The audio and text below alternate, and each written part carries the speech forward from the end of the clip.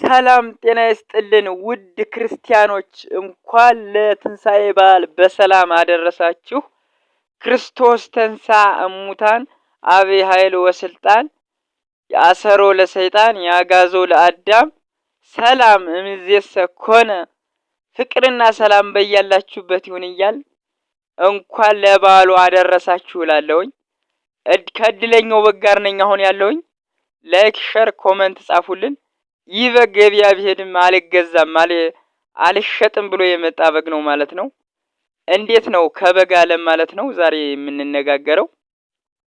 በጎችን ልታርዷቸው ልክ አንገታቸውን ይዛችሁ እግራቸውን ጣል አድርጋችሁ ልታርዷቸው ስትሉ የሆነ አንጀታችሁ ልውስውስ ይላል አይደለ? ልክ እንደ 6 ወር ነፍሰ ጡር የ6 ወር ነፍሰ ጡር እንደሚገላበጠባት ሁሉ እናንተም የተወሰነ በቃ ልውስውስ ሳይልባችሁም በግ በምታርዱ ጊዜ አንዳንዶች እንደውም በግ ሲያርዱ ማለት ነው እንደዚህ አንገቱን አልቆርጦ እያሉ አልጨርሰው እያሉ ብድግ ይልና በጉ አንገቱን እያንዘላዘለ ብድግ ብሎ የተወሰነ ይነሳል ማለት ነው። እና ስታርዱ ደግሞ አንዳንድ ሰዎች እየጨረሳችሁ ደህና አድርጋችሁ ረዱ እላለሁኝ።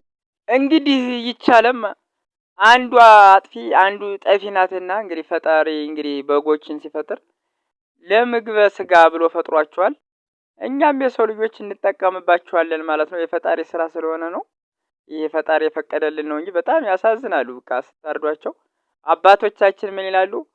ያሳደጋችኋቸውን በጎች አትረዷቸው ይላሉ። ምክንያቱም እናንተ ያሳደጋችኋቸውን በጎች በተለይ አብሯችሁ ከህፃንነታቸው ጀምራችሁ ያሳደጋችኋቸው በጎች ስታርዷችሁ ደግሞ በጣም የተለየ ያሳዝኗችኋል። በቃ ልክ እንደ ልጃችሁ ተንከባክባችሁ ያሳደጋችኋቸው ስለሆኑ የምታሳድጋችኋቸውን በጎች ቀይራችሁ ሌላ ባይድ በግ አምጥታችሁ ብታርዱ ይሻላል ማለት ነው። እና ክርስቲያኖች ውድ የትንሣኤ በዓል የምታገብሩ ሁሉም ክርስቲያኖች ማለት ነው የፍቅር የሰላም የአንድነት ይሁንላችሁ እላለሁኝ።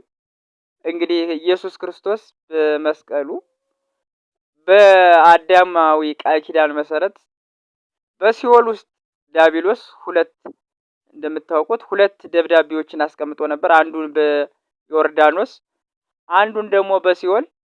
በዮርዳኖስ ያለው አዳም የዲያብሎስ ባሪያና በሲኦል ደግሞ ሔዋን አመቱ ለዲያብሎስ ሔዋን የዲያብሎስ አገልጋይ የሚል ጽሑፍ ነበረ። ኢየሱስ ክርስቶስ በዕለተ ዓርብ ተሰቅሎ ይህንን የዕዳ ደብዳቤ ቀዶልናል ማለት ነው። ከሞት ወደ ሕይወት አሸጋግሮልናል።